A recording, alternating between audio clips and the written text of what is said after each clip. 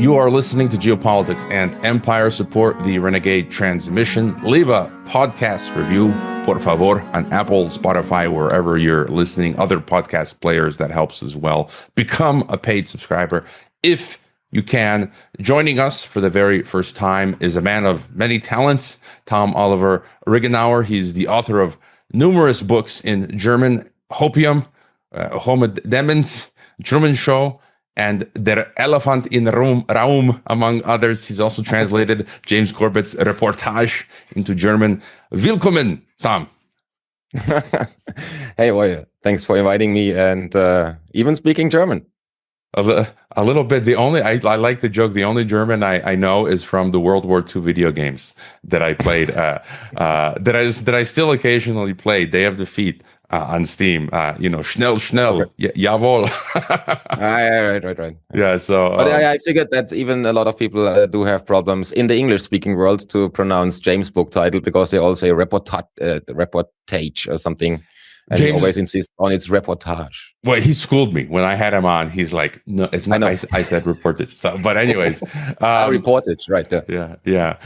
So I was on your podcast a while back, and I wanted to have you on to get the German, the European perspective. And you've lived around the world. You have a broad experience. You're publishing books successfully, and so you know a lot of things. And before getting your sort of thoughts on the state of the world, anything you want to tell us about your background and the work that you're currently doing? I could maybe write another 2 or 3 books on my life, but in a nutshell, I was born in Germany, and then I basically skipped most of the schools because I found that to be an indoctrination station and kind of boring. And I always had best grades, so I was rarely there. And if I was there, I only made stupid things and caused chaos. So then I started working early and came into industry jobs and basically made my way around through different industries and learned how to drive a forklift and whatnot. So, but that helped me basically understand how a company works from the inside. So like stocks and the sales and whatnot. So later on, I founded, when I turned 18, I founded the record label because that's what I wanted to actually do, was making music, because I started making music when I was a kid, around 5 years old or so. I took drum lessons and later on a little bit of guitar. So I wanted to become a rock star and have a record label, which I founded. But since we made the music we liked, with political messages and anti-establishment lyrics, that didn't sell a lot of records. So in the end, I had to, in parallel, always work in different companies. And at some point, I got into SAP, the big German software that most of a big part of the corporations run, global corporations, international corporations.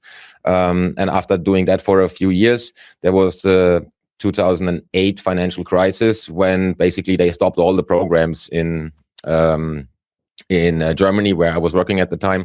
And since I was living close to the border to Switzerland, like 150 kilometers or so away from Switzerland, and I was in debt, heavily in debt because of my record label experience that I had and disaster.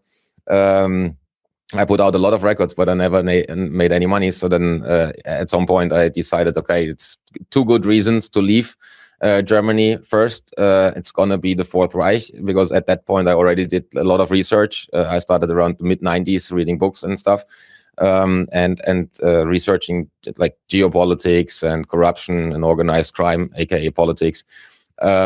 And then also the debt. And if you go to Switzerland, they have higher salaries. So I thought it's a good time to flee the EU. And in 2008, I moved to Switzerland and basically found a job there. And since then, it's close to 17 years or so that I'm in Switzerland now. And as you said, I'm doing different things. So I'm doing management consulting and project management because of my industry background for small, mid-size, and so far even like international corporations in industry, mostly automotive and stuff. And then on the other side, I have my record label still, which still doesn't sell millions of records, but it's what I love to do. And then at some point, when COVID hit, I re-released some of my older music from, like, there was a song from 2008 that was called World War 3.0, which basically already talked about pandemics and economic crisis and all that stuff that we basically had after 2008 and that we are facing now. So I re-released that, and then I had another song with Craig G from the Juice Crew, hip-hop legend from New York, that was called The Virus, that I released in, I think, April of 2020. But then I saw, okay, it's maybe a few hundred people listening to that song, so I need to do something else with the knowledge I have, and I started writing and basically founded the website, and started writing a blog, and then that turned out to find readers, way more readers than my music found listeners, or our music, and that's what I'm basically doing since then. And because I did not want to have a middleman just with music, I wanted to have my own label, so I wanted to have my own publishing house. So I just started doing my own book and releasing the first one, and then getting better with the second one. And now I'm basically at the point where I think I don't have the numbers exactly from the other publishing houses because I'm self-publishing, but I do think that from the number, for example, of that Truman Show book that I sold way more than an established independent publishing house would have sold over here, at least 5 times the amount or so of the average number that a small publishing house with a book on geopolitics would sell. So it's actually turned out to be a success story in terms of publishing. That's why as of this year, I'm doing it full time, and I'm fading out the consulting stuff, and I'm focusing on full-time journalism and publishing. And I want to get to that towards the end when we look at some tips, tricks, and solutions. Yep. But again, there's many things people can learn from Tom, and just making your own way. And I guess just to start, then, to get your theory of everything, and we can get your big picture, and then drill on down in different directions as I like to. But the polycrisis, the globalist project, right? The neo-feudalist model of global governance. One of your book summaries mentions that. From your vantage point, what is going on? What is this new world order project, and where are we at in the trajectory? Depends how you look at it and where you want to start. I mean, if you go to literature and you go a few hundred years back, you could still say we live in the same, not even the New World Order, but in the same world order that we had with the British East India Company, because in the end, it's the same empire ruling us. It's now it's like Quickley calls it, the Anglo-American Empire or Anglo-American establishment. Everybody thinks the US is the empire. I don't think so. It's proven that if you go back, it's basically all British. Yeah, be it OSS becoming CIA and whatnot. And then you look at Quickley's Tragedy and Hope and the background of Cecil Rhodes and the Round Table groups. And if you go back from there and into the British East India Company, it's the same old world order with the same guys running the show. They have different means and different tools nowadays to control the masses, but in the end, the Commonwealth, I think, still is, if I remember correctly, it's still 53 countries and 13 realms. Canada or Australia are realms where you can't be prime minister if the king doesn't sign in London. So it's still the empire, and that's why I'm saying it's not even neo-feudalism. It's the same feudalism that we had before, in my opinion. They have different tools now to basically sell us the narratives in a different way, so that we have participation and democracy and all that. But I'm still waiting for someone to tell me or give me one example where voting or delegation or finding a representative for you in a parliament has on a long term brought more freedom, prosperity, or peace to the world. And the answer is pretty simple.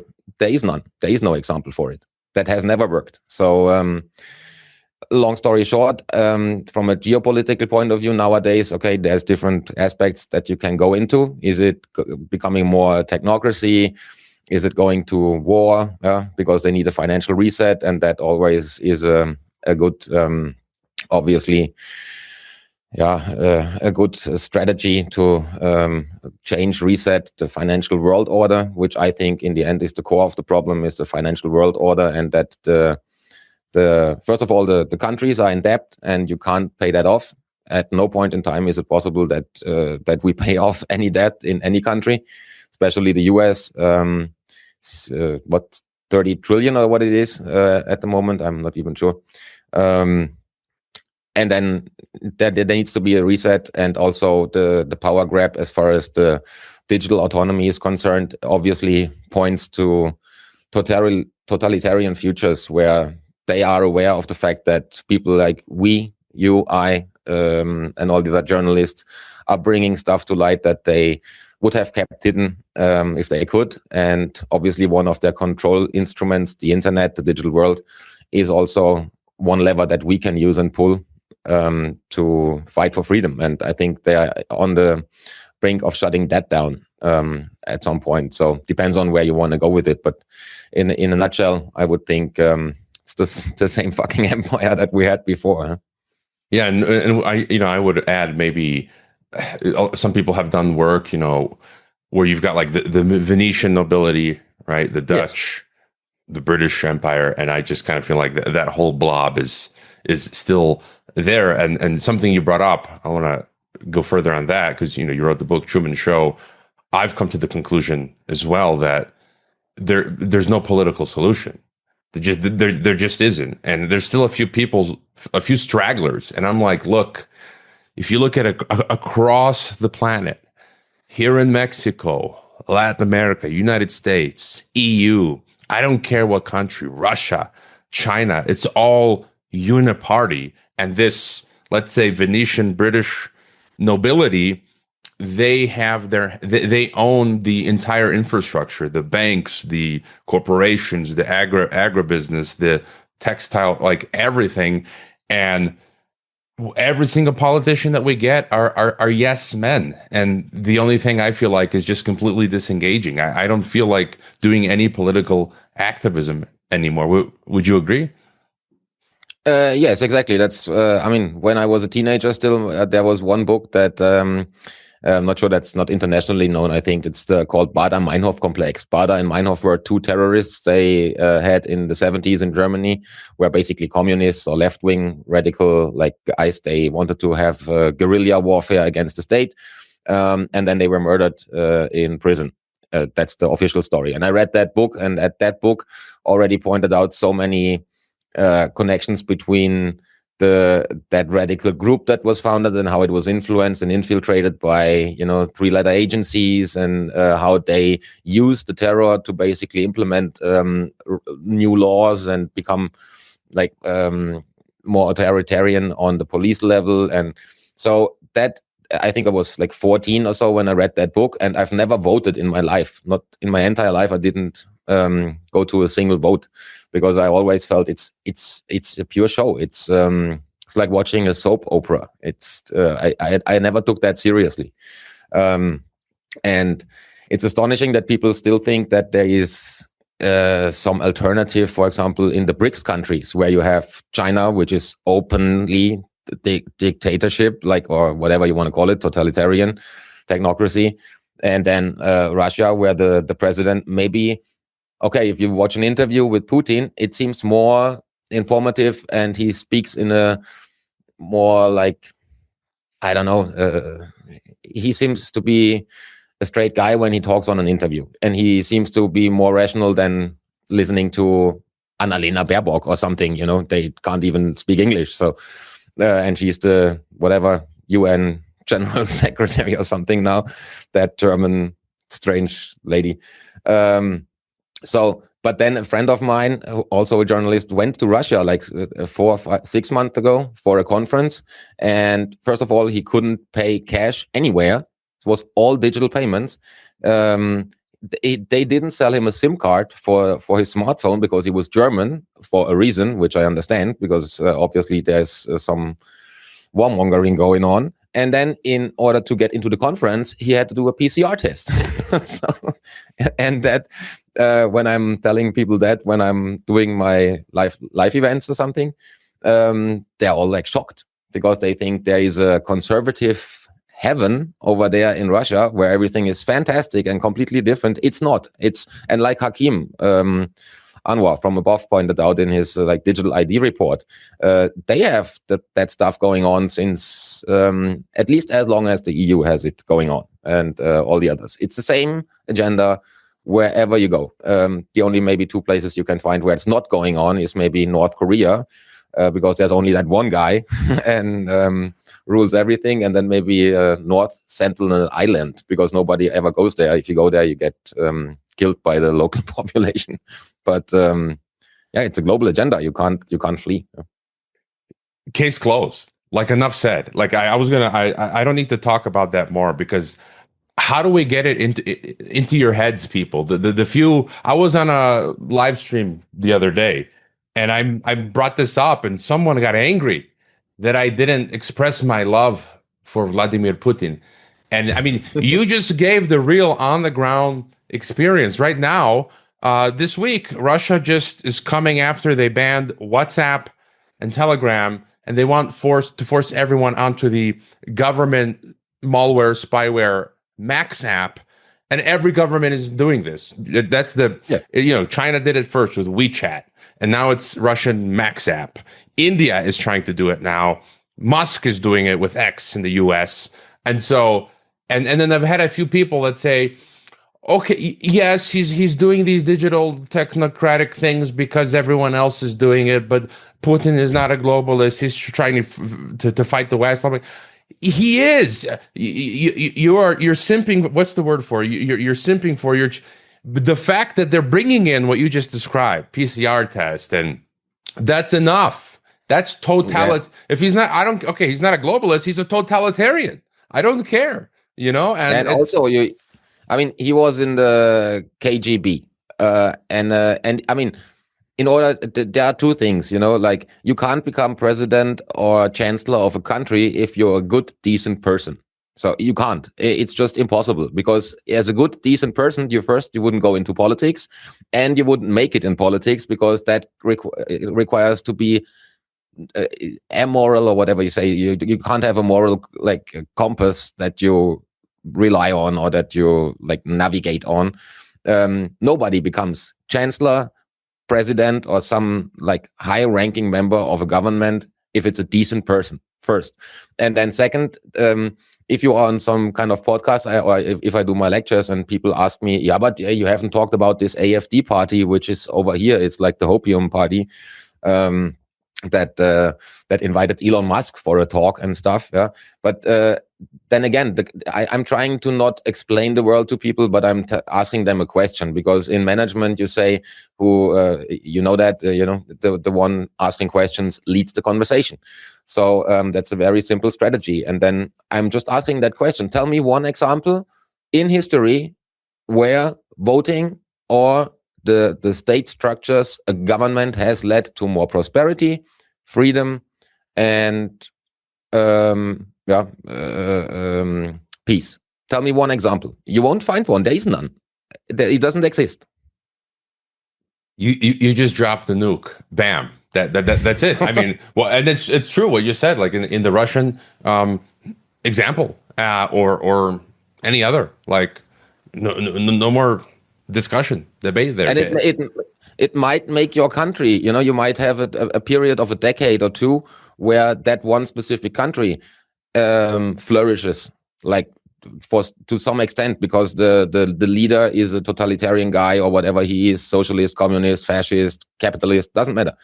Maybe your country flourishes for a while, but historically speaking, that never lasts more than 10, 20 years. And after that, it becomes totalitarian, like a democracy, which we see now happening all over the place. So those structures are the problem. The state is the problem, and that obviously power causes corruption, and absolute power causes absolute corruption. So I have a very clear view on that, and nobody was yet able to provide me with any example that makes sense, where a long-lasting period of peace, prosperity, and freedom came through state or government structures, because it doesn't exist. Yeah, and as you said, you default to the mean. So any breakout of success is brief lived and an anomaly.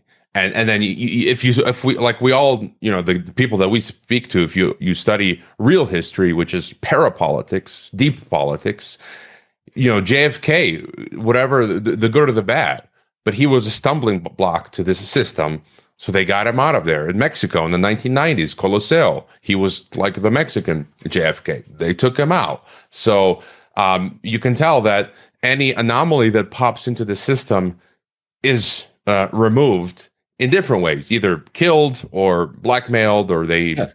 they find a weakness and they remove, in the COVID, those people that spoke up, that African president, so and then to use as an example, because you're in Europe, so I want to get the view from Europe, the Fourth Reich. So you and I both refer to the EU as the Fourth Reich.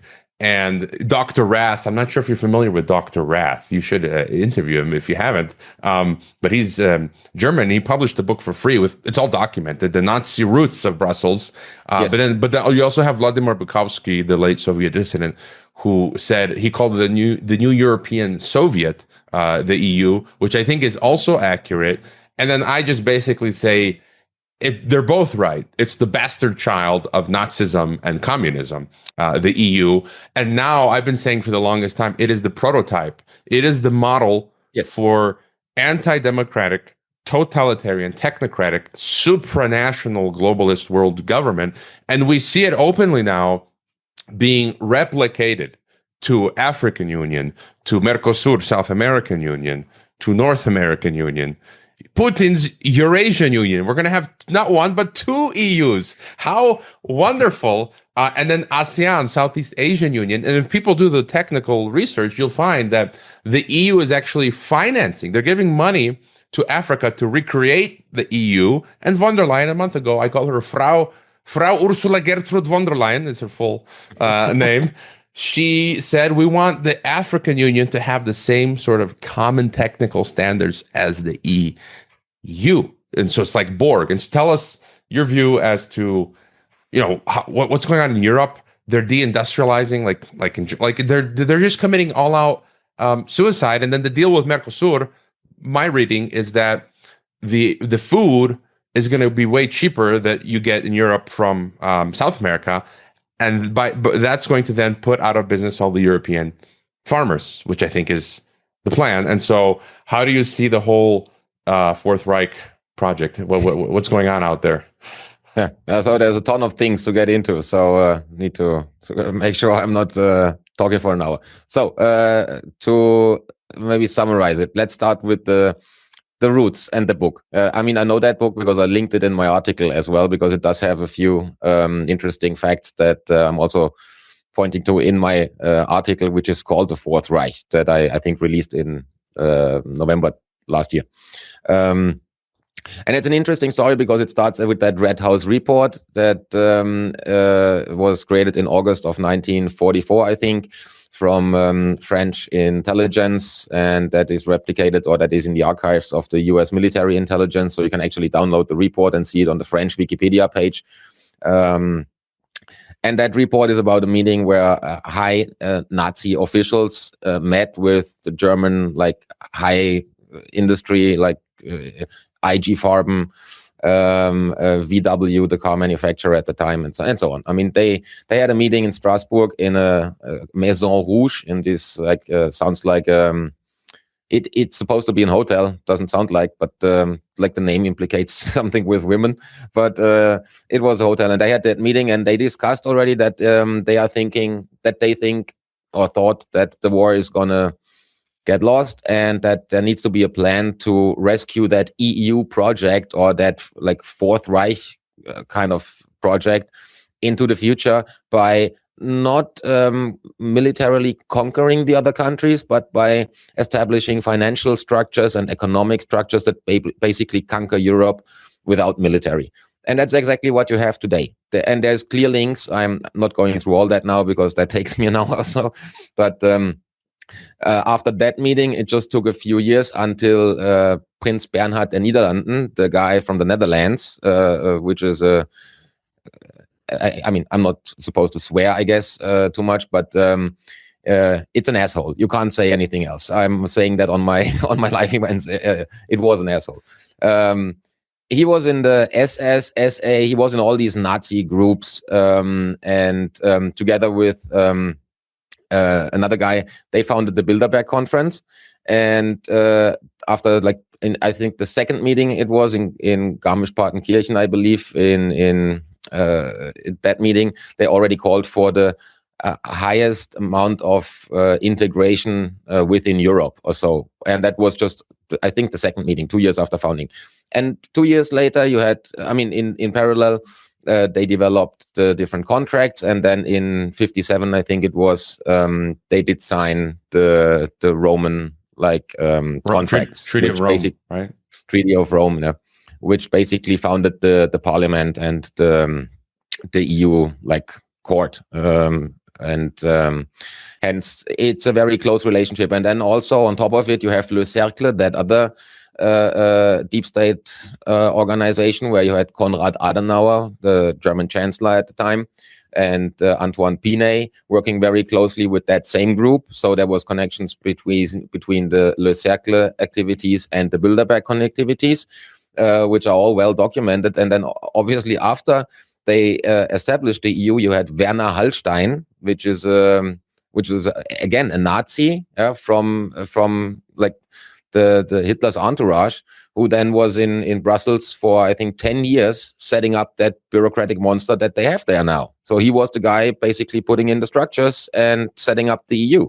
Was Werner Hallstein, was a Nazi, nobody else. And then you have Nuremberg, which is always kind of the iconic court for human rights, and where the US came in and shaped the future and secured human rights. Yeah, but strange that exactly the worst guys, like Hjalmar Schacht, who founded the Bank for International Settlements, with Benjamin Strong from the and Montagu Norman from the US and the British Central Bank. Those guys didn't get any problems. They were basically let loose after Nuremberg, as well as a few others. And I think they only, convicted like 15 or so people. I'm not sure about the exact number, it's in the article, but it's a handful of people that they in the end convicted, and the rest went on to do things like founding the EU, founding private banks, founding Operation Gehlen, which is now the Bundesnachrichtendienst, which is the German CIA kind of thing, or FBI kind of thing. That's all Nazi roots. So that's a very obvious historical fact that is well documented. And what was the second part of that? I'm glad you gave this crash course history, and when I talk about, I mean, even on LinkedIn, when we have these liberal globalists, I'll post occasionally stuff, and I'm like, I discuss it matter of factly. Like, I unabashedly, wherever I am, refer to Brussels as the Fourth Reich, because as you said, it's documented. We literally have government documents. Like, it's known history. But then I guess to ask you, where do you see this project going? Because some people are saying it's going to collapse. I wish it would. I think it's too early to say it's going to collapse. I think they're actually gaining more power. They're doing all this crazy stuff, chat control, the ECB with the digital Euro CBDC, which is going to have big programmable and have limits. They're militarizing the entirety of Europe using the boogeyman of Russia. And then so where do you think Europe as a whole is going? And then what is the play here?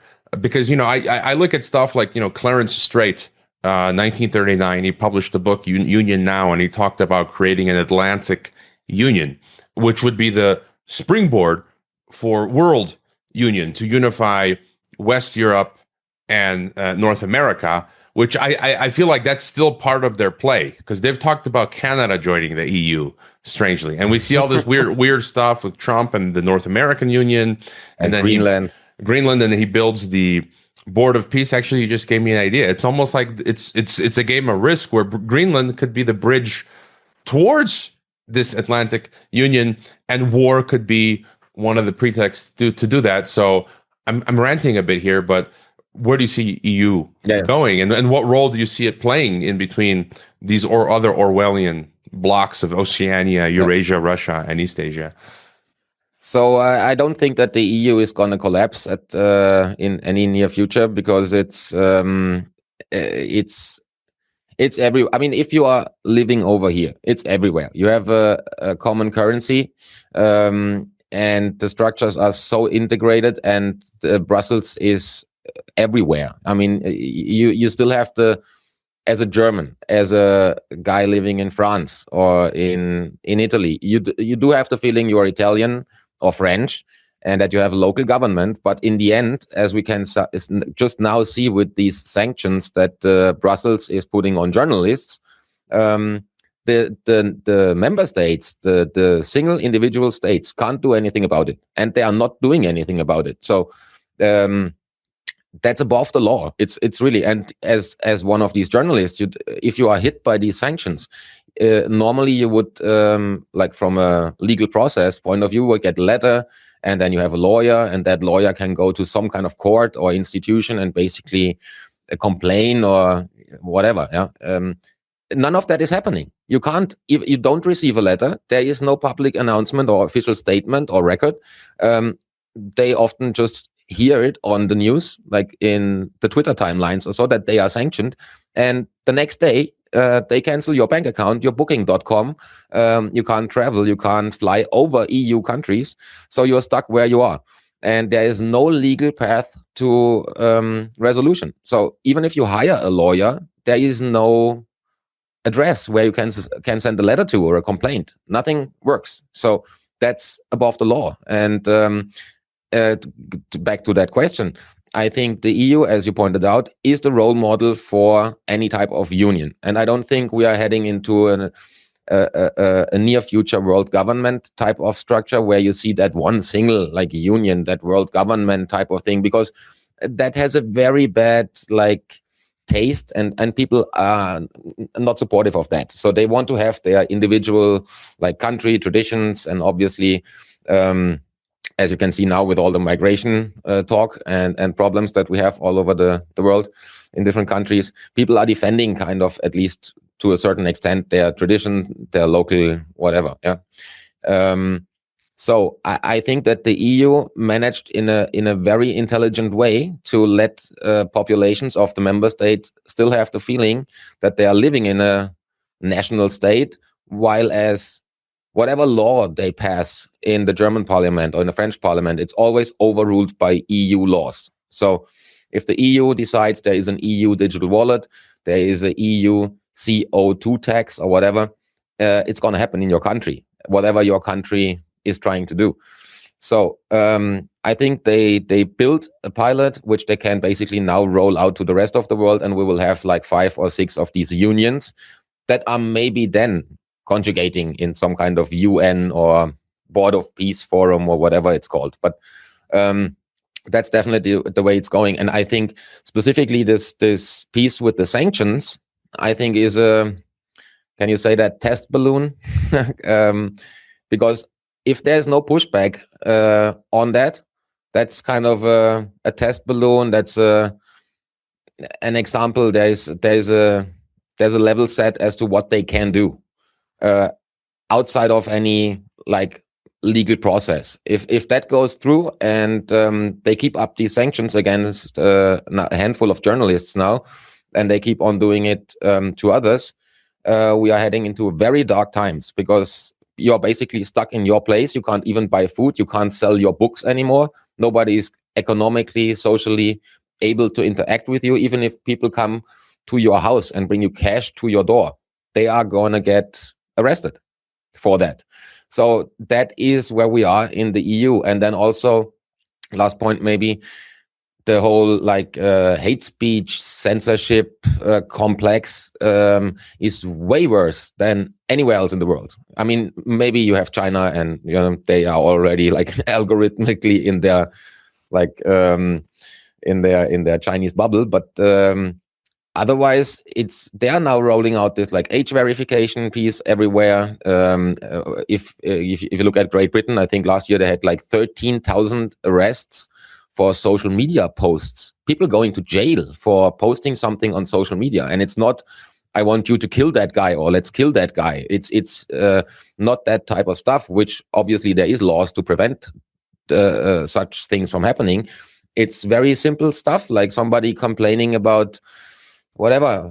You don't have to share that opinion, but about a migrant hitting a woman, or about whatever, Keir Starmer being an asshole, stuff like that, which it doesn't harm anyone, and you go to jail. So that is way worse than everything else I've seen in South America or in the US, because at least the US, there's a lot of things wrong in the US, but at least you have the Constitution, and there is the Second Amendment and the First Amendment, and there's things you can actually pull out and say, here's my right. If you do that in Germany, if you set the German flag, or if you take the German law, the book, you get arrested just for raising your own flag, or like walking around in a public space with the law and insisting that I have human rights here, and you get arrested or fined, or you get a raid in the morning at 6 a.m. And they take all your stuff and put you in jail. So that's where the EU is, and that's why it's not exaggerating if you say it's the Fourth Reich. We're actually close. The only thing that's missing is that they are picking up people at night and shooting them right in front of their house. Otherwise, it's pretty close to what the 1930s was. Oh boy. People see behind me, I have a Ahnenpass from 1938 Nazi Germany, which I bought during COVID.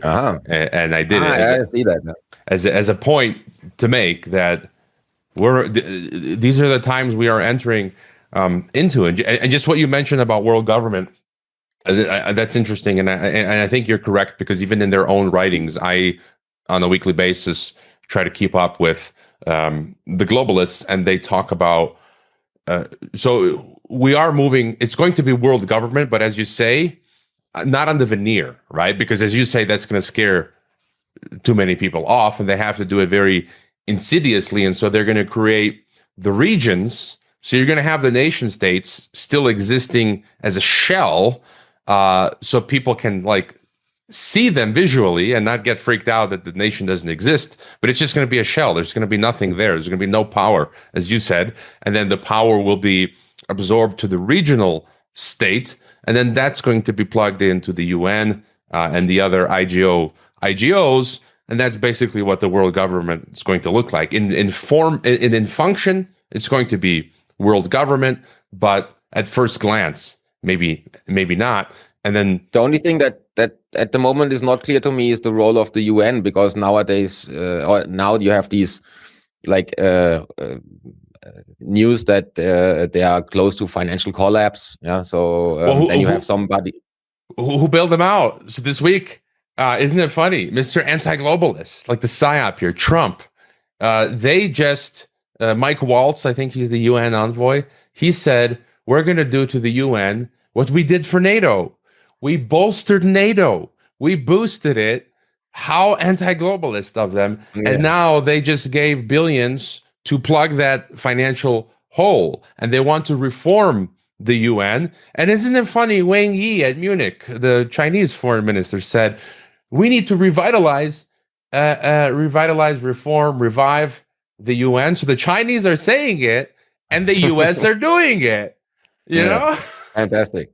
Yeah, but it's that was fun last year when they did send this lady that I mentioned before, Annalena Baerbock. She's really, I mean, she doesn't know what 180 and 360 degrees are. There's famous speeches where you can basically, it's a comedy show. It's really, you can't take it serious in any way or form. It's an absolute joke. And how that person is sent off to the UN to take a leading role there, which is basically like putting a landmine in your own garden. So that we joked about it. It's basically destroying that organization from the inside if you put her there.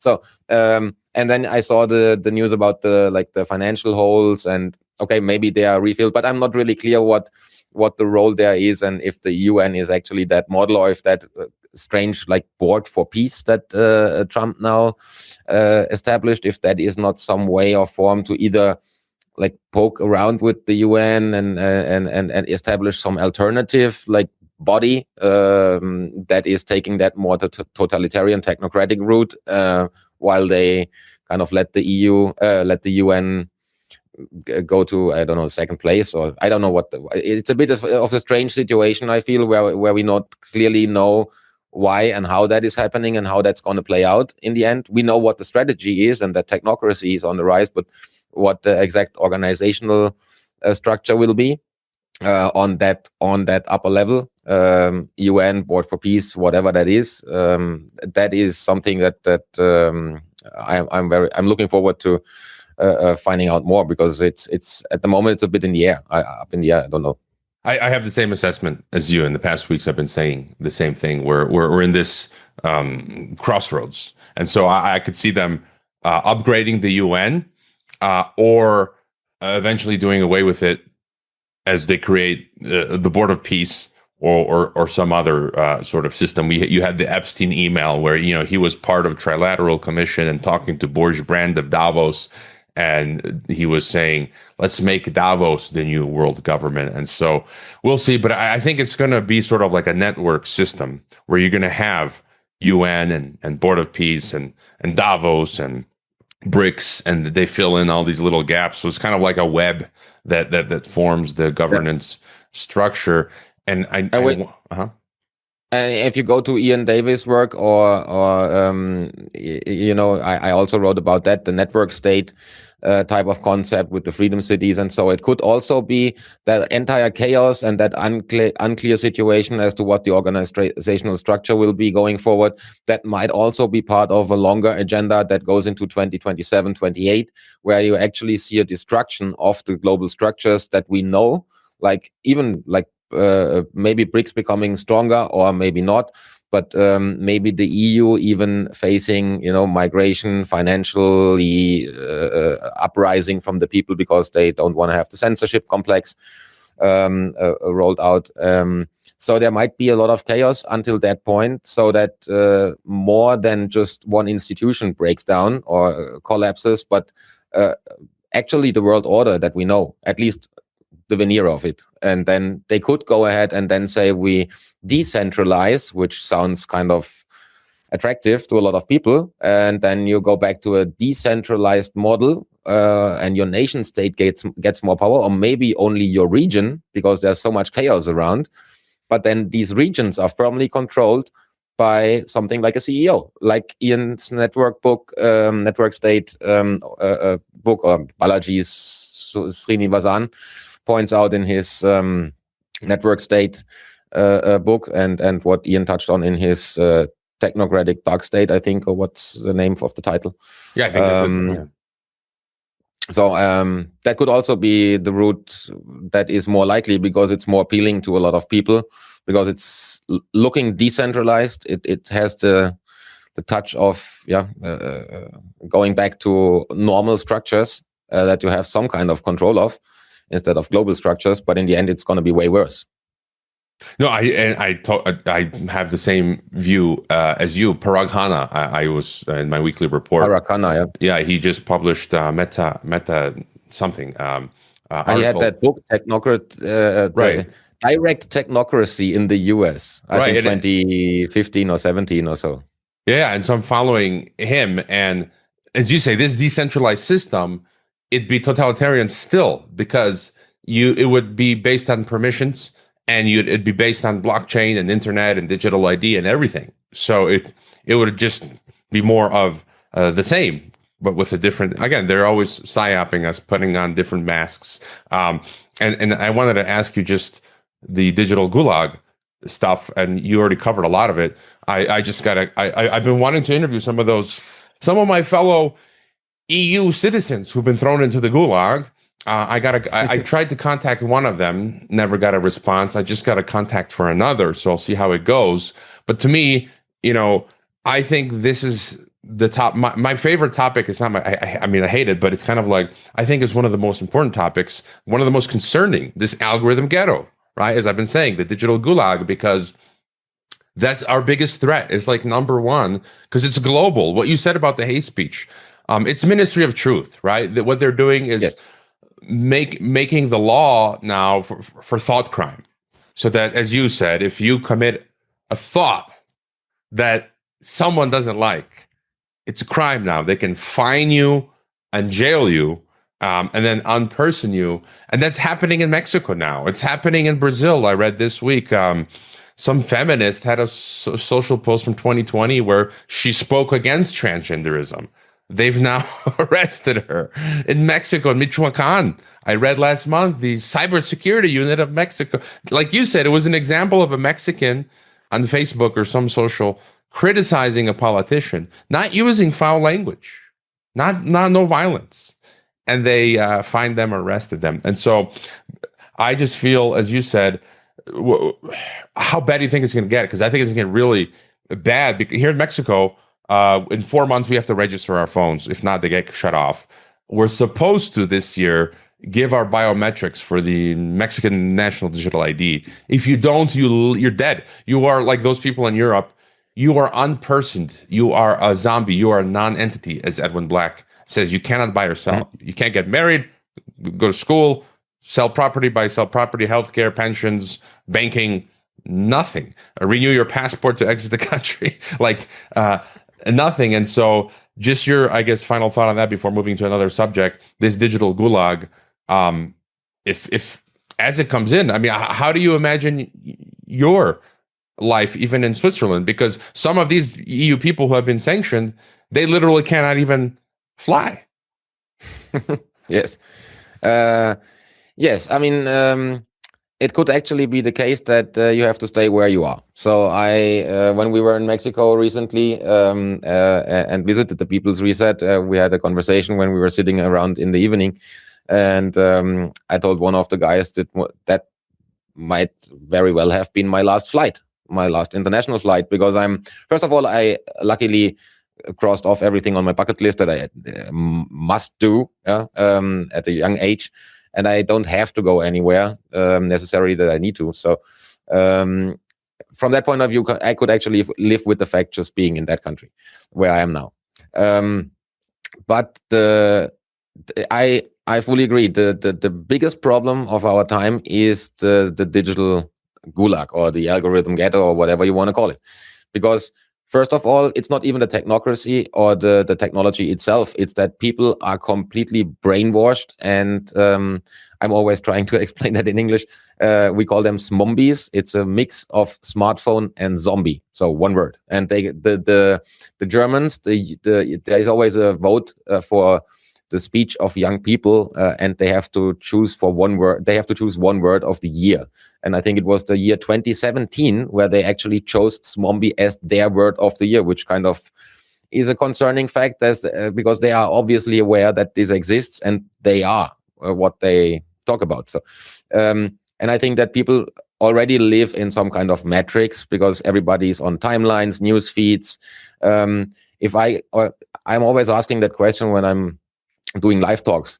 And I ask the audience, if you go out there and you sit in a cafe or in a restaurant, you go to an event, do you actually find people where you can have a normal conversation about things that they don't have from a screen? Is there anything that people talk about that does not come from any like screen, third party algorithm? Do they have something in their brain still left? A little bit of stuff that they actually came across themselves, own thoughts, ideas, own projects, and you rarely find people who have that. There is nothing left. It's an empty shell, like you said before. Very often the brain is an empty shell that only replicates stuff that they have seen on timelines because they don't even have the time to verify the information. Because the problem is not the content and the type of information; it's the amount of information and the bombardment, the frequency. There's too much information to digest, and the majority of people cannot handle it. That's the biggest problem of all. And we've lost brain capacity. It was like 16 to 18 seconds before the smartphone was rolled out, and it's now down to 9 to 11 seconds, and that's physically measurable. So we actually get dumber. And that's even before AI comes in, which makes things way worse in the future. So, I mean, one thing, you have to actually be in a position where these tools are your tools and you are not the tools of these machines. So I'm trying to, for example, do as much as I can in an analog way. I have a normal like diary or a calendar where I write things down. I have a notebook with a pen. I'm not using AI, and I use my smartphone as an efficient tool for answering emails when I'm traveling. But the majority of people don't do that. They are kind of commanded by their devices. So, and as far as the structure is concerned, usually it's the US that's like 10 years ahead of Europe as far as developments go, and they might be as far as military and AI and like electric cars or something. But as far as censorship and these structures are concerned, Europe is way ahead of the rest of the world, because we already have all that.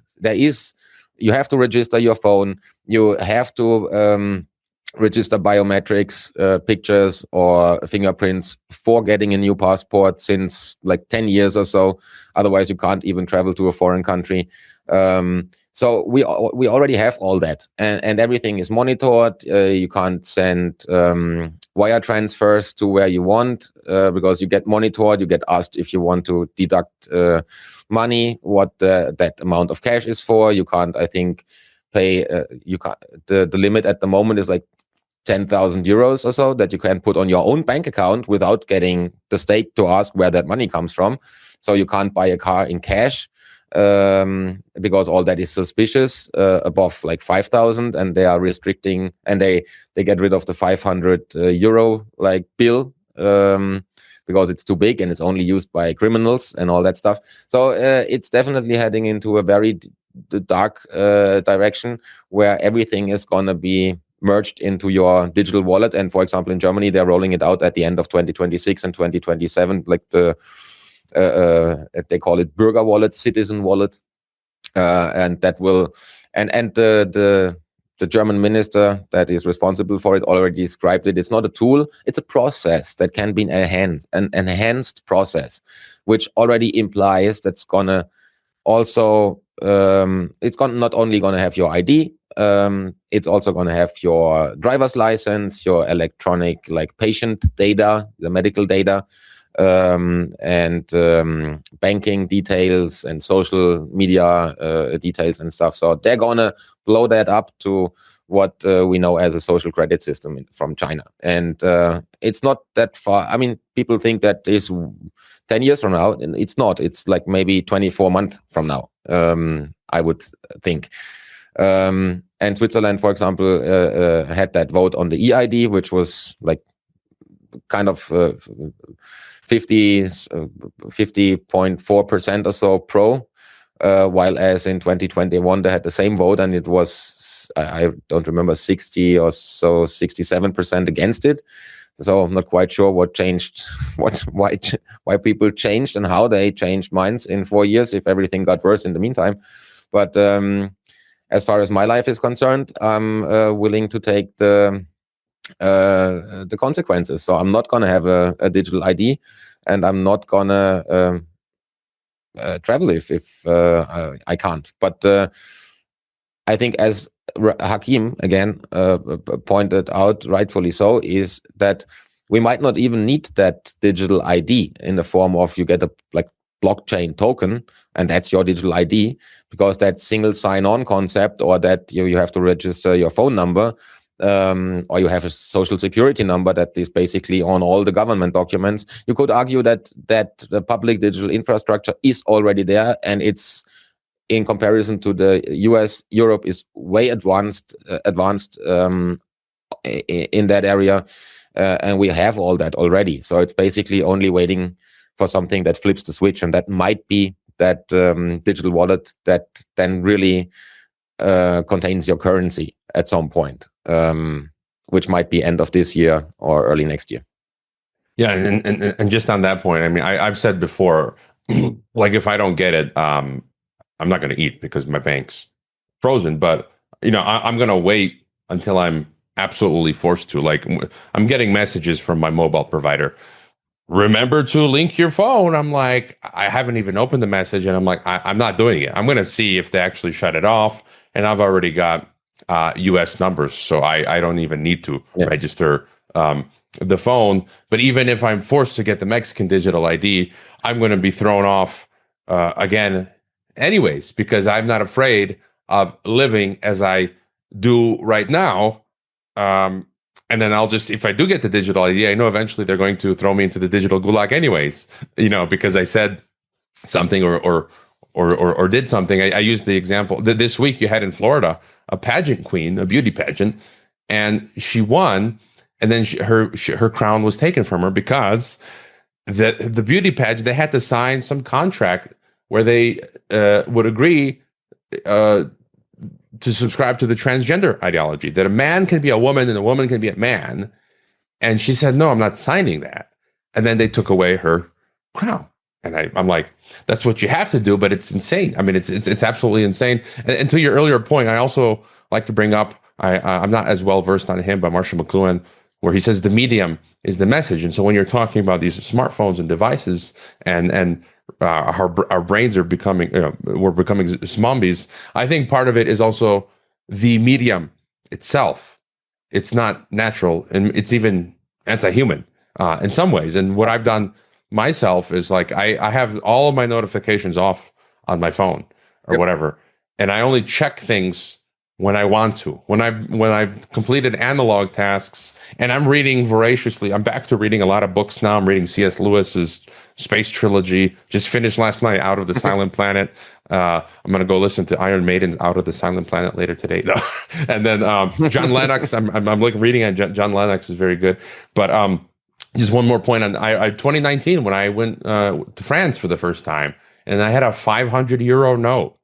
And I learned the hard way, as you explained. I was at shock. I'm like, we were in Paris, had lunch, time to pay, and I didn't have any other means of payment. Like, I mean, 500 euro bill. I was coming from Kazakhstan, and the waiter's like, no, we don't. They all look at you like you're crazy. It's a 500 euro bill. I'm like, what is this? And there's no ATMs, banks around, nothing. There is stickers on the gas stations. I think it's basically each gas station that they are not going to take these bills, but since years. So it's not since yesterday. So it's absolutely nuts. That's why. And like you do, I'm reading my books in like analog form. I have a ton of analog books. I listen to vinyl records because I suppose I was a DJ at the time when I did hip hop. So I have vinyl records where music sounds better anyway. And you have to actually, as you do, turn off everything that notifies you on your smartphone, and you have to put the screen to black and white. There's a huge difference. You can do that if you're listening or if you're watching this. Try it at home. Go to your settings, set the smartphone screen to black and white for like 2 or 3 days, and then turn it back to color. And it makes your brain explode because the colors alone are so invasive, and they are structured and they are like designed in a way or form that stresses you. So even if you just use the smartphone in black and white is a huge win on one hand.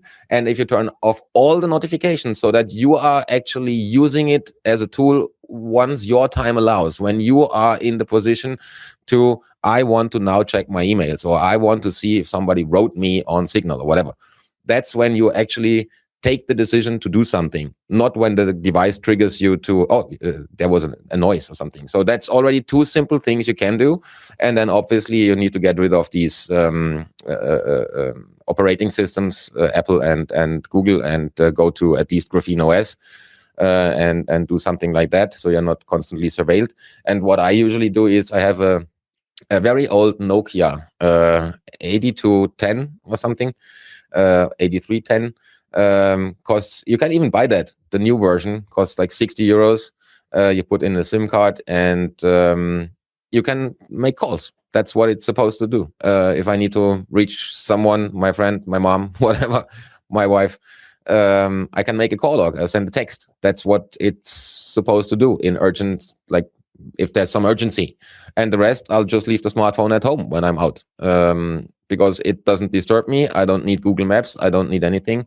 I'm not paying with it. So that whole thing is like a cancer that's growing on us. Yeah, and I was my trip to France was 7 years ago, so that was a while. That was 7 years ago they were already doing that. And yeah, I've got de-googled Graphene OS, and I just bought a cheap smartphone that's actually very, very good. Like I don't understand paying $500, $1,000, and it's crazy. I have a smartphone that's been around for like 5 years. The Googled smartphone that I rarely use. Often it's off for days. And I just turn it on when I am obliged to do something. The battery on that lasts for days. Exactly. My Nokia has 5 days battery life or so, at least. Yeah, and I bought another one to try Lineage OS. So I have a Graphene OS de-googled, and I'm going to try de-googling myself using Lineage again to have, because of what we just discussed. That's one of my solutions, is having multiple de-googled phones with multiple international numbers to sort of navigate the the gulag. Let me ask you about real quick a war. World War III, all this stuff, because these are the principal themes. I think the principal theme is world government. They're trying to push us into. It's technocratic. We just discussed the EU, all that, and I guess one of the other questions is the World War III. Is it going to be a real conflict, or as James Corbett and others have posited, is it just going to be a war, a psychological war? The means of which that they're going to use to bring us into the totalitarian world state. Do you have any thought on this threat of World War III? They're going to regime change Iran quick, which I believe is to bring about the Middle Eastern Union technate. But whether they take us to an all-out war, I think it's going to be more like Orwell. If you read 1984, it's just kind of like this is a story of a far-off war against Eurasia to keep the local population in control. And it's astonishing how close that is to reality. Yeah, he would rotate in his grave most likely. Yeah, I think I talked about that in interviews in 22 or so, because I did write a 3-piece article on World War III, which I kind of was afraid that is coming at some point in kinetic war, because you could argue that World War III is going on since 9/11, since the 2008 financial crisis, since the rollout of the smartphone, whatever. There's different things you can look at, but what people understand about, or what is associated with World War III is kinetic war and mushroom clouds and stuff like that. So I would also agree that I don't think that we would see a full-blown kinetic war where you have millions of troops marching against each other. On the other hand, you have the German government and the French government that had announced that they need to make sure that there are supply routes going from the Atlantic through France and Germany to the Russian border through Ukraine. So they are actually taking steps to have some kind of supply route, which then basically implies that there needs to be some kind of there need to be troops, there need to be trucks, the material needs to be moved, so tanks, I don't know. So I guess there would be, because otherwise you can't produce the pictures. You need some kind of battlefield. So there would be some type of battlefield, but I do think it's maybe centered around the Russian border, and it would maybe involve countries like, I don't know, Sweden, Norway, Hungary, Poland, and everything that's closer there. Maybe to some extent even Germany. Not quite sure, but I do think there's an aspect of kinetic war because you need to create the pictures and the movie. And then you have maybe that second region, which is obviously Israel bombing everyone. And if Iran, which is basically the only country left there, that has kind of some kind of autonomy, maybe fighting back, that is the second region. And then if China and the US actually, there's some turmoil around Taiwan, you never know. you have a third region. So it's very close to the Orwell scenario, where you have that ongoing, everlasting war. And as Julian Assange or many others have said, the war is not there to be won, but to be fought. That might actually be the scenario going forward, and a long-lasting, enduring, resource-draining war that basically, if you think about that scenario from the leadership point of view, that is the ideal scenario for you to do everything you ever wanted, but couldn't. Whatever law, you can actually start picking up people at home and shooting them in front of your door if there is World War III in the news. And the only thing they need, I think, nowadays, unfortunately, is 1 or 2 mushroom clouds. And then the next day, you see that, like the 9/11 pictures, for a month. That's the only thing you see on timelines, news feeds, on TV, radio, wherever. There's that one mushroom cloud. That's the big picture. And everybody's going to panic. And the next day, they are going to storm the supermarkets, and they can basically do the financial reset in parallel. They can justify changing industry, deindustrialization, military-focused industries. So they can shift around whatever, the currency markets, the bond markets. War is the only thing that allows them to do everything. And I think that's why we are actually going to see that. But I'm not really certain how kinetic it's going to be. Because there's this depopulation aspect that they all have, because they're all eugenicists.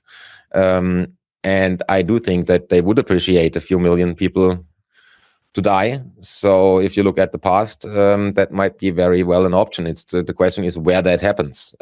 If that is in Europe, if that is in the Middle East, if that's in Asia, if that's in Africa. Because Africa is always left out of these discussions, but it's one of the resource heavy areas of the world. So there's a reason why China is going there and building ports and everything. So not quite sure what happens there, but difficult to make like a prophecy there. But yeah, but I do think I think James did put it pretty well. If 2020 to 2025 was the calm before the storm, I think 26 onwards is the storm, because they're now using the technology that they implemented during COVID, and the censorship is going to get tougher. The age verification, they're going to restrict internet access, digital gulag and whatnot. And on the other hand, that 2027, 2028 timeline is always what they use over here when they warn us about Russian attacks and war, and you have to... In Germany, you have to now go to the military, which they abolished, I don't know, 2 decades ago or something. Croatia so, too. Yeah. So I do think there is going to be kinetic war. I'm not sure how many people will die. I hope that enough people protest that and don't show up for any type of war, because that is the only thing that's going to help. Even though, if you look at the new Chinese robots, if they are real, you might not need humans, because when the First World War happened, nobody could imagine what that would look like, because nobody knew these machines. Same for the Second World War. Nobody could have imagined how that would look like and what they bring to the battlefield, and what a nuclear, like a atomic bomb, looks like, or what that does.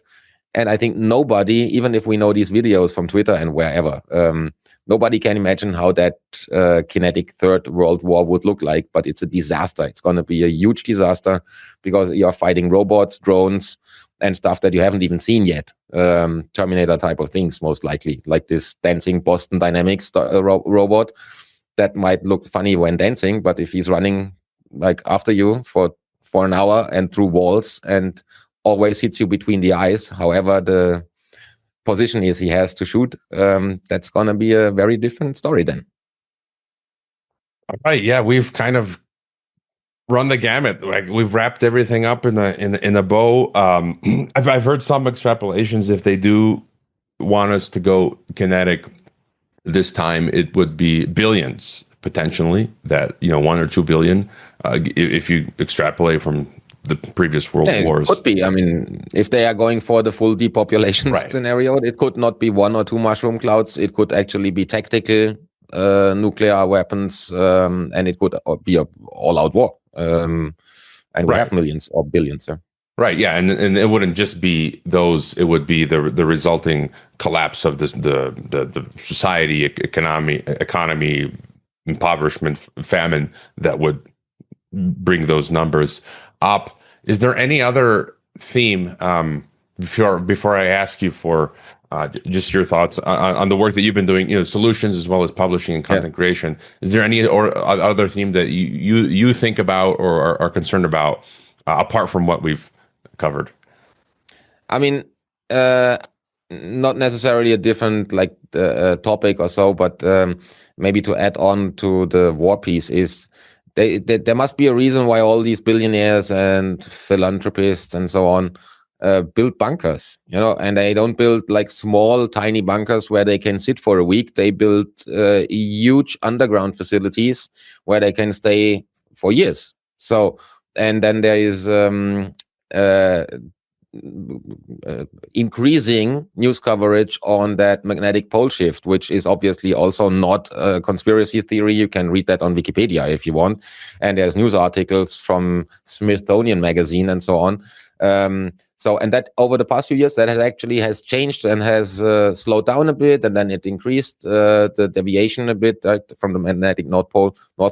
So there is something happening, and it could also be one theory that we are not looking at an all-out war, but they know that at some point in the next 2, 5, might be even 10 or 20 years, there will be some cataclysm or some other event that destroys society, civilization, or at least to a certain extent, and that they now plan to instead of also dying and starting at zero, that the elites this time plan to survive. That's why they all build these bunkers and underground facilities. So obviously there's no proof, and that's a bit of a speculation. But it's an interesting topic because if you look at the evidence and articles like that one in the Smithsonian Magazine or so, and at the numbers, it's actually, there's something happening. So it could also be that we are not looking at only at war, but also at some kind of cataclysm or some other catastrophic event that there might be some foreknowledge. I don't know. But it's obviously whatever comes, it's time to be prepared and make sure that at least to the extent it's possible, you have your own little world in order. Revelation 6:15. Then the kings of the earth, the nobles, the commanders, the rich, the mighty, and every slave and free man hid in the caves and among the rocks of the mountains. So perhaps they're going to be attempting to hide from the second coming of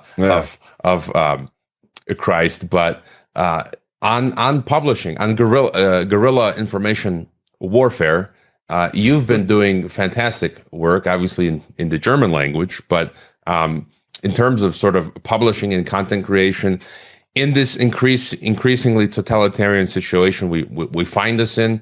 Many of us have had to do the cat and mouse, jumping from platform to platform to platform for years on end, and it becomes absolutely draining, costly, time-consuming. And I've had some success. I can't believe I've gotten as far as I have doing this. It was just a moonlight hobby while I had a day job, right? And now it's been a few years where I'm doing it full time and having some impact. I've gotten a few punches in the face from the Department of Homeland Security and NATO, a few scars, which I pride myself on. But what would you say going forward? Any tips, thoughts, tricks for people out there? I always encourage people to do what they're good at and passionate about. But, I was at the Anarchapulco a few years ago, and Patrick Henningsen, who was my colleague at TNT Radio, he gave a great speech where he said, to get good at anything, you have to put in a decade, 10 years. And then when he said that, the light bulb went off, right? I said, wait a minute. I had done this podcast for 10 years for free.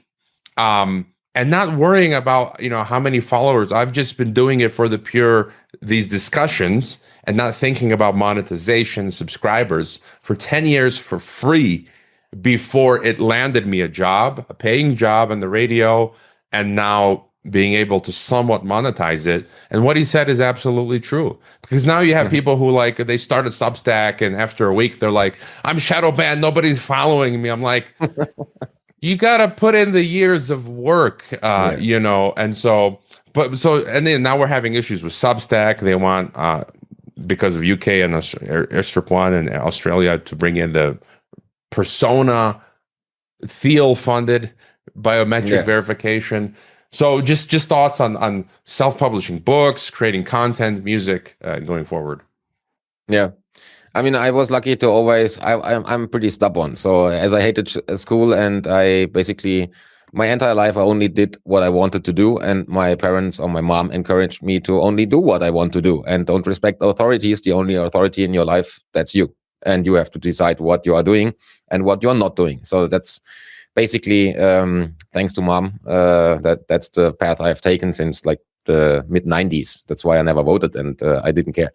And then, as you said, I made music for way more than 30 years now. Never landed me any job that pays off. I worked at a radio station. I did some DJing a few years that where I could actually live on. But the if I look at the red line, or the common theme, you would say in English, that guided me between my teenage years and now, is that I always did everything myself. I never relied on any middleman. I never asked someone to publish my music. I never asked someone to publish my book.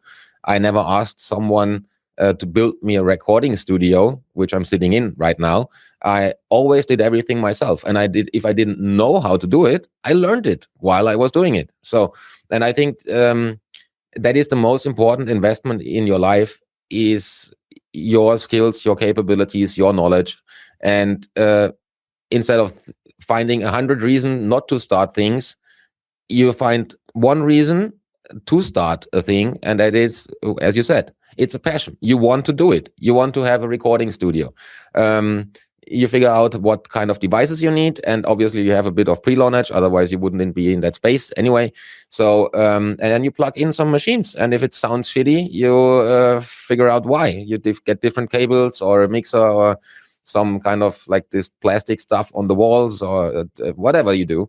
After the first recording might sound shitty, but number 3 or 4 will sound better, and at number 10 you're maybe great.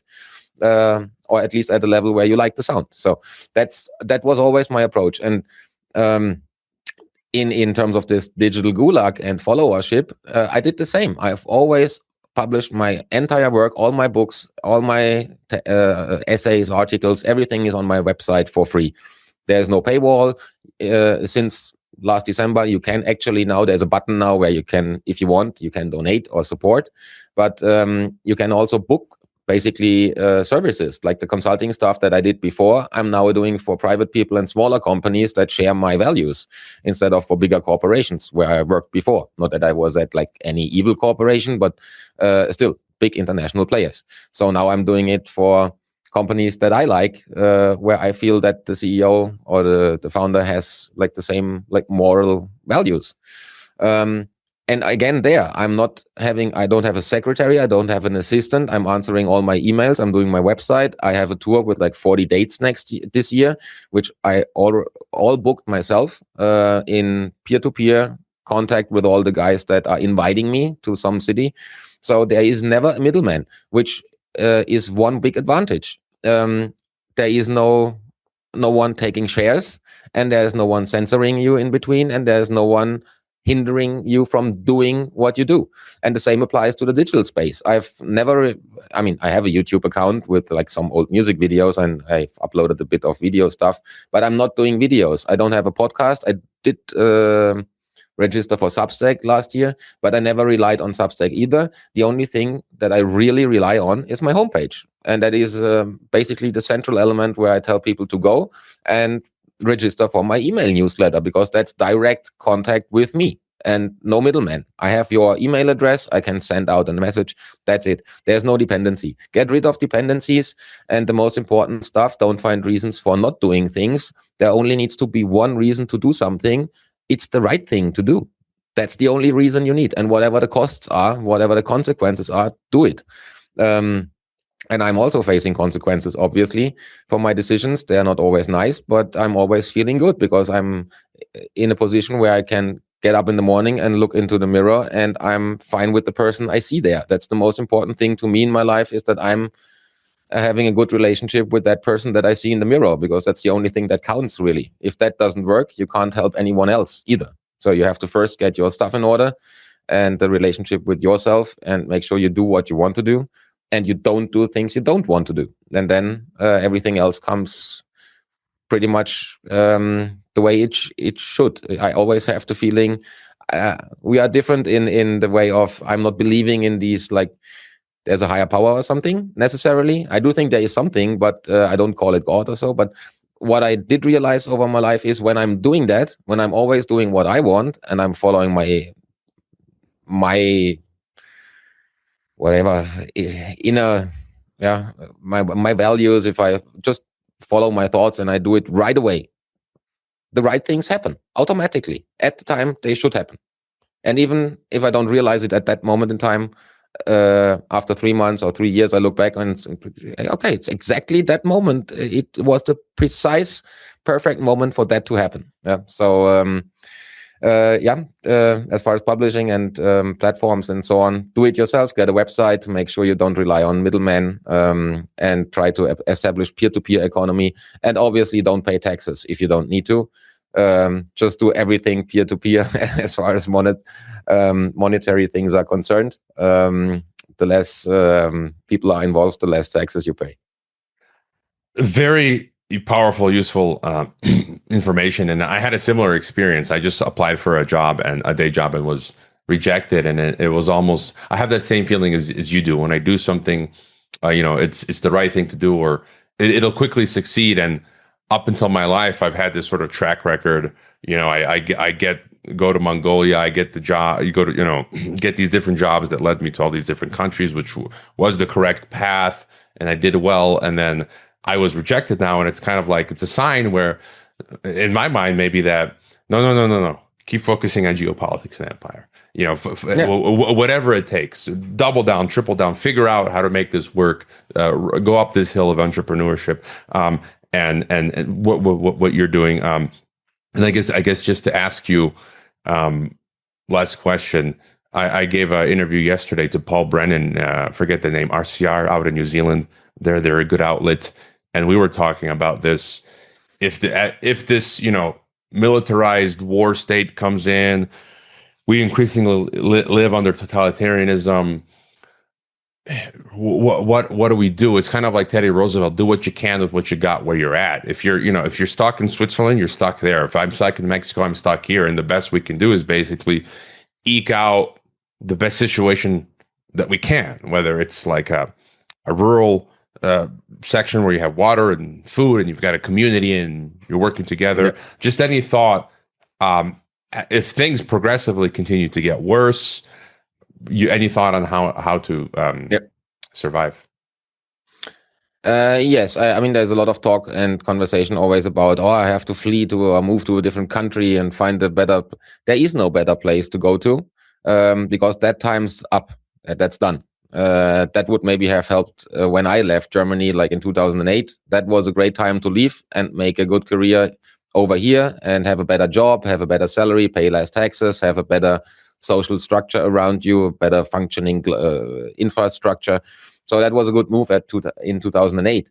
But I think we are at the point where you actually have to stay where you are. I'm not that. I mean, everybody's free to do whatever he wants, but obviously, but not telling people what they should do. But I think it makes way more sense to stay where you are and make sure you build local community, even with people that you didn't like because they acted like they agreed on COVID, yeah, and they are victims themselves. They are propaganda victims. So if they are not the guys who actually forced the injection on you, but just the assholes that behaved like the masses behave in like mass hypnosis, and you have some advanced knowledge or some advantage as far as research is concerned, there's also a responsibility of at least trying to build bridges, because we cannot always go back and say, that guy 5 years ago behaved like an asshole, I'm not going to talk to him for the rest of my life. Because if you are living in a community, you have to make sure that you find a network in that community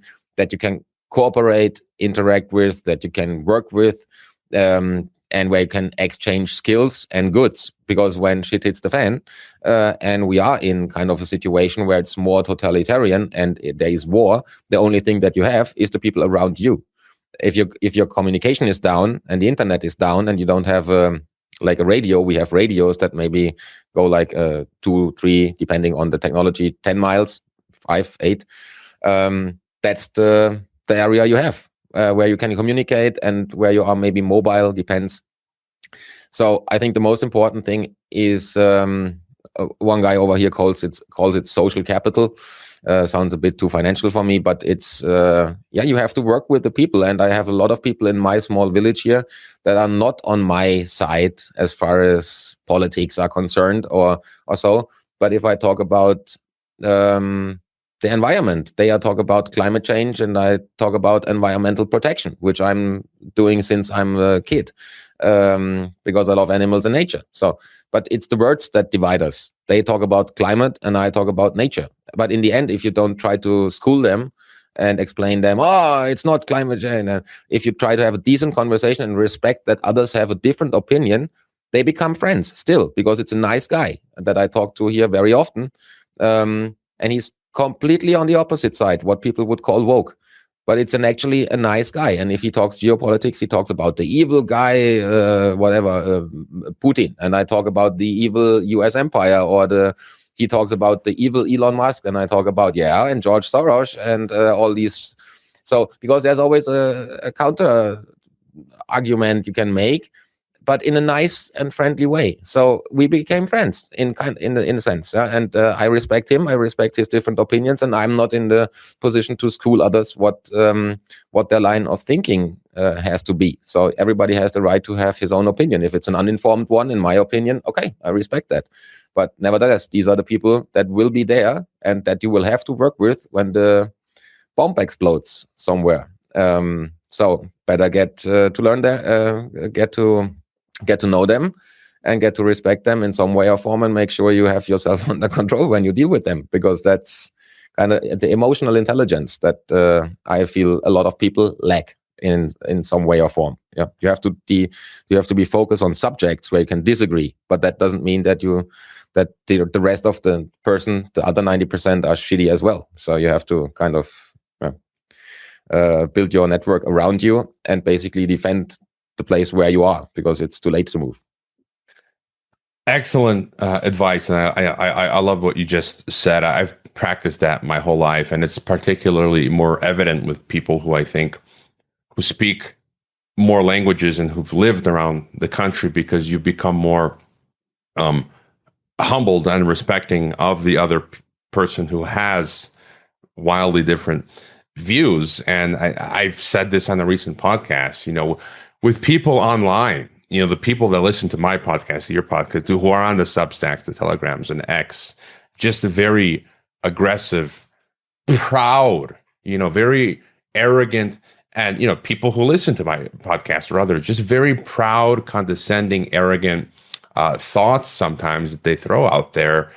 And what you just said, we have to have this approach. I had a guest on recently where we differed on some spiritual, like you just said, we have a different spiritual view, but okay, let's see where we can come together. I that does not affect at all my respect for you. And in fact, I think this was, an above average for me interview in terms of your analysis and information. And so we've covered a lot. Tom, your links are in the description, and I encourage everyone to even if they don't speak German, just to sign up to your Odyssey, to your X, to your all of your It's accounts. basically only my newsletter on the website that you can and really should sign up. But there is 2 books you can read in English. Even if you go to my website, there's a link to the Internet Archive where you can get Truman Show, and the other one is called Homo Demens. That's the playing with Harari's Homo Deus name a bit. But those 2 are translated in English. I don't think it's not a handmade, fully proofread translation as I would do it, but it's 500 pages each book. So I think it's readable. And it's available in English for free, so you can download on the Internet Archive if you want. And is there any other, project or service that people should know about, or just go to your website? If you are German speaking, I'm publishing a new book on voluntarism in about 5 weeks. And then I have a huge tour starting in May, June, 40 dates or so across Switzerland, Germany, and Austria. And then my new book is going to be published 1st of June. It's called Degeneration X. Yeah, that's the near-term plans. But yeah, it's German. But I mean, the website and the text, you can the articles, you can use a browser plugin and actually read it in German, because it's well sourced. If you know Whitney's work, Whitney Webb, or James' work, or Ian, all these great journalists that write long form content.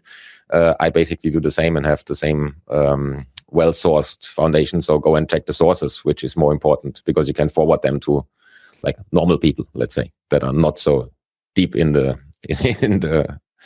topics. Yeah, and we have no excuse. All our browsers now, any platform essentially has built-in auto translate, and you have to. I use auto translate reading sources from different cultures and languages, because you need that to fill in the gaps. So fantastic chat, Tom.